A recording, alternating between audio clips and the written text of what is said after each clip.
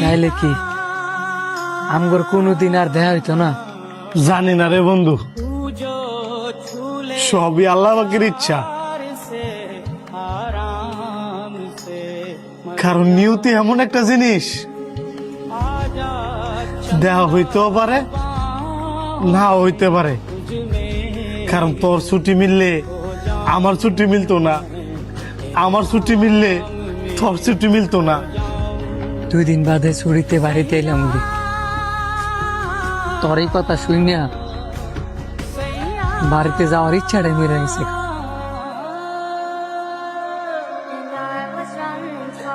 আরে বুকে তুই কি করছিস সব? আমি কি তোর একাই বন্ধু? তোর তো আরো বন্ধু বান্ধব আছে, ফ্যামিলি আছে। তা আমার লেগে তুই দেশ আইবি নাকি লিগা? বন্ধু ফ্যামিলি থাকলেও তোর মতো বন্ধু তো আর নাই। তুই আর আমি একসাথে ছুটিতে বড় হয়েছি, আমার সুখ দুঃখ সব আমি তোর লগে শেয়ার করছি। এখন আমি বাড়িতে গিয়া কার লগে নিজের সুখ দুঃখ শেয়ার করি, কার লগে আড্ডা দি মুক্তি কইতে আরো।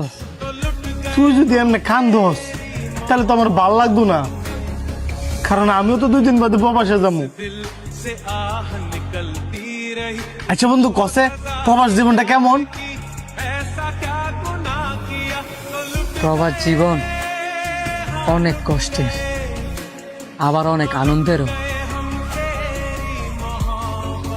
আমার কথা যদি তোরে কই, বান্দা গরুর মতো। বান্দা গরুর মতো? কি কস?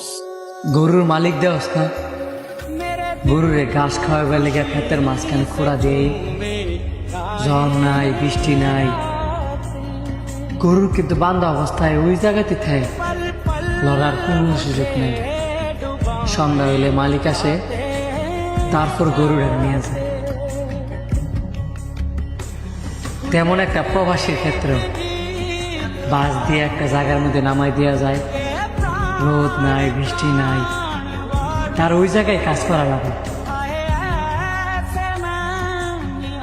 আবার যখন দিন শেষ হয় তখন বাস এসে তারা রুমে নিয়ে যায়। এইভাবে চলে একটা প্রবাসীর জীবন। প্রবাস জীবন এত কষ্টের? সবাই তো আর কষ্ট করে না রে, যার কপালে আছে কষ্ট এত কষ্ট করবই।